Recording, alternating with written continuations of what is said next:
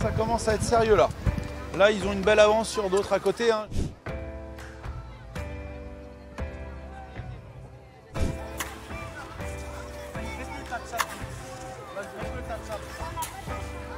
Le but en fait c'est de faire la plus haute tour, ensuite la mer va monter et le but c'est en fait le premier qui gagne, c'est celui qui résiste le mieux à la marée. On se donne. C'est la première fois qu'on le fait, c'est très physique. Je veux que ma fille elle gagne. Plus c'est gros, plus ça tient. Gros, large. Ce qui est sympa aussi c'est de voir en tant que spectateur ensuite tous les châteaux qui petit à petit se détruisent. Donc c'est un spectacle à la fin où on voit tous nos efforts réduits à néant en l'espace de 10 minutes, un quart d'heure. C'est rigolo, on se dit que la mer est plus forte, largement plus forte que nous.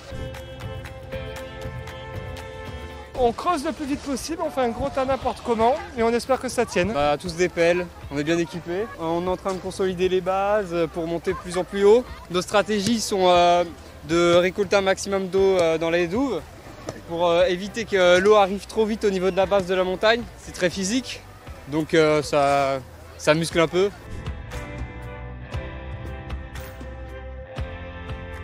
Comme on a beaucoup de forts, on surveille absolument tous les forts et qu'on a un classement parfait. Donc chacun a un tronçon, surveille une dizaine de châteaux au maximum et note les temps au fur et à mesure. Comme ça, on a un classement général à la fin et on sait vraiment quel est le fort qui a tenu le plus longtemps.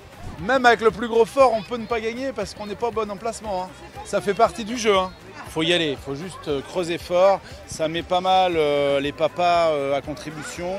Généralement, ils ont des cloques à la fin, mais c'est un moment qu'on partage en famille. Les enfants galvanisent leur père pour avoir le plus gros fort. Les pères, ils vont à fond. Bon, les mamans aussi. Hein. Alors, il y a plein de techniques. Il y en a qui font des formes, il y en a qui font des remparts de vent pour les vagues. Mais clairement, ceux qui gagnent, c'est ceux qui ont déplacé le plus de sable à la fin. Ça va aller, on va gagner je trouve. Ça me fait jeunir. Surtout on se paye des ampoules au bout d'une demi-heure. Ah oui, moi j'ai eu 3 C'est surtout ça le problème, c'est les ampoules et faire attention au dos. En volume c'est très important, ça peut faire je dirais 2 bons mètres de haut, peut-être même 2,50 mètres pour les plus gros que j'ai vus dans les 10 dernières années on va dire. Il faut déplacer du sable, hein. 1 mètre cube ça fait quand même 1,8 tonnes.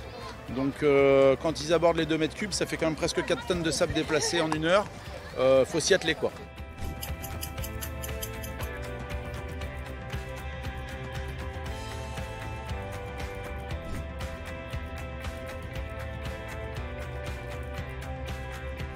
On va dire qu'il est un peu fichu, mais c'est pas grave, on a donné le meilleur de nous, puis on est quand même content.